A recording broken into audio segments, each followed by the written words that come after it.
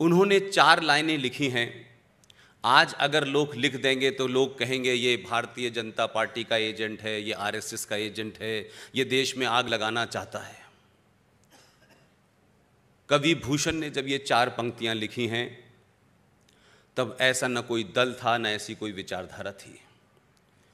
बहुत सरल भाषा में, बहुत आसान तरीके से उन 4 लाइनों को मैं आपके बीच इसलिए रखना चाहता हूं कि जो लोग आज इस देश में चिंतित हैं इस बात से कि लोग सड़कों पे बैठने के बाद न सुप्रीम कोर्ट की सुन रहे, न सरकार की सुन रहे, कवि भूषण जी ने उस वक्त लिखा है, काशी करबला होती और मथुरा मदीना होता, शिवाजी न होते तो सुन्नत होती सबकी।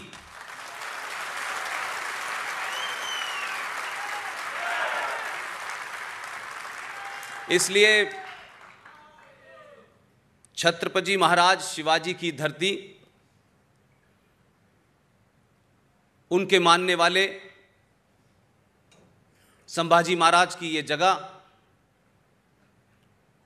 आप तमाम सारे लोगों की मौजूदगी ये बताती है कि ये देश दोबारा बंटने वाला नहीं है।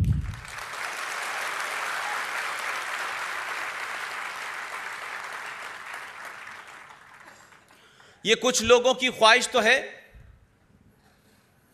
लेकिन जरूरी नहीं ये ख्वाहिश खबर भी बने कभी। आज जिस मौके पे मुझे यहां दावत दी गई है, अभय मराठे जी, मेरे पास शब्द नहीं है कि मैं कैसे आपका शुक्रिया अदा करूं। यह देश तथाकथित तौर पे 1947 में आजाद हुआ है। आजादी के नाम पर जो ओरिजिनल गोरे थे वो चले गए और डुप्लीकेट गोरे बैठ गए। मुझे शिकायत उनसे भी नहीं है, मेरी शिकायत दूसरी है। सत्ताओं पे बैठने वाले लोगों की अपनी मजबूरियां होती हैं, अपनी कमियां होती हैं, लेकिन सनातनी समाज की क्या मजबूरी थी कि कोई 70 साल तक बोला नहीं।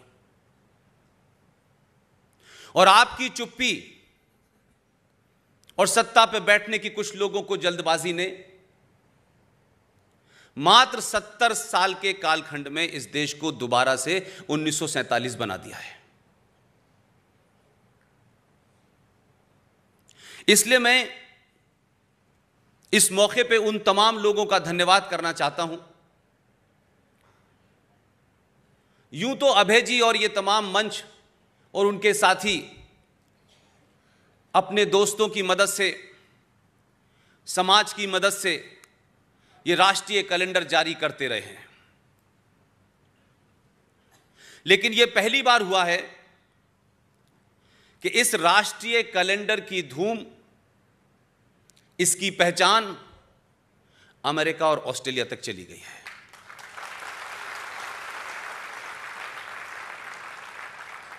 और ये बात मैं आपके सामने इसलिए कहना चाहता हूं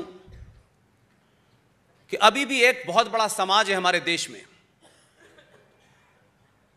जो एहसास कमतरी, इंफीरियरिटी कॉम्प्लेक्स का शिकार है, कुंठाग्रस्त समाज है। अपने होने पे शर्म आती है, अपने अचीवमेंट पे शर्म आती है। Next to the plants, you know, those plants are... शर्म आती है।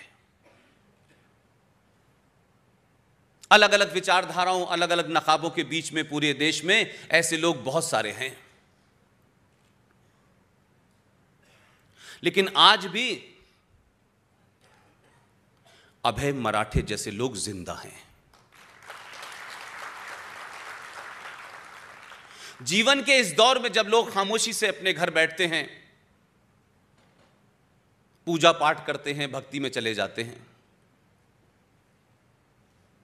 इस उम्र में एक फकीर ने वो कर दिखाया जो 22 साल का नौजवान नहीं कर पा रहा। और इसको जो लोग एक राष्ट्रीय कैलेंडर डेट देखने की कोई किताब या डायरी समझते हैं, ये बड़ी भूल है।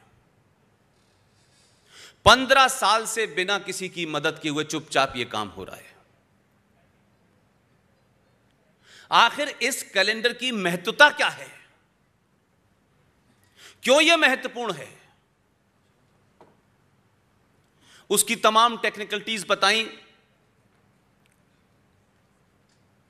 लेकिन मेरा सिर्फ इतना कहना है कि एक कंपनी है जो हवाई जहाज उड़ाती थी, आजकल उसका मालिक भी उड़ा हुआ विदेशों में भागा हुआ है। हम कहां से चले थे और कहां पहुंच गए? पूरी दुनिया को ज्ञान देने वाले, सुंदरता की परिभाषा रचने वाले लोग आज इस मुकाम पे पहुंच गए हैं कि उस कंपनी का, उस एयरलाइंस का कैलेंडर लेने के लिए बड़े बड़े नेता लाइन में लग के लेते थे। एक प्राइड थी लोगों की उस कंपनी का कैलेंडर। यह बात अलग है कि उस पे क्या छपा होता था, यह मेरे कहने की जरूरत नहीं है। यह इस बदले हुए भारत का रूप है।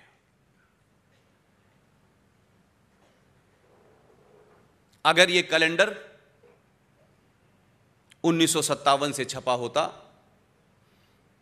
तो लोग आज इस कैलेंडर को लेने के लिए लाइन लगाते हैं।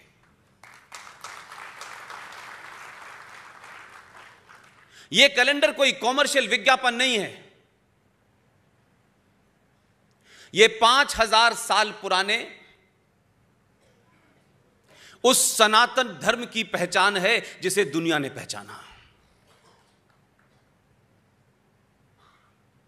इसकी कीमत कितनी है, कितनी नहीं है, मैं नहीं जानता,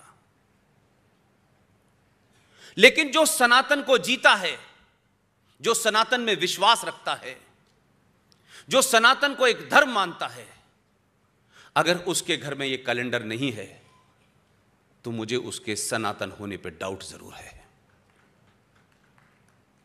और इसमें आपकी गलती नहीं है, क्योंकि 70 सालों में संसद में, संविधान में सब जगह जघन्य अपराध किए गए हैं। झूठ नहीं बोले गए, बल्कि आपने संविधान के अंदर से चीजें निकाल के फेंक दी क्योंकि वो आपकी सत्ता को सूट नहीं करती थी। और यह सिलसिला रुका नहीं। इसीलिए भारत के संविधान में खास तौर से मैंने कहा कि आपने, अभय जी, तमाम इसमें चित्र छापे हैं। और यकीन मानिए कि मेरा उनसे कोई इस बीरे में कोई बातचीत नहीं हुई, लेकिन एक विषय को मैं 2 साल से उठा रहा था।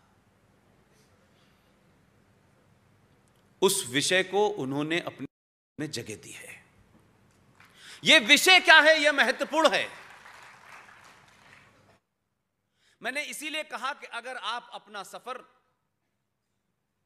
शुरुआत में ही गलत रास्ता पकड़ेंगे तो कभी लक्ष्य ठीक नहीं मिलने वाला।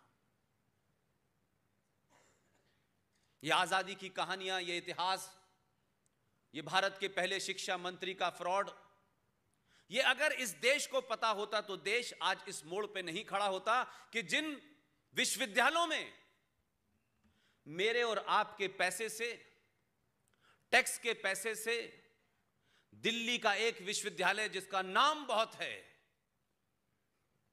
उसमें पढ़ने वाले छात्र को पूरा एसी कमरा साल भर में बिजली के 10 रुपए में मिलता है। इस देश में हजारों कॉलेज और विश्वविद्यालय होंगे।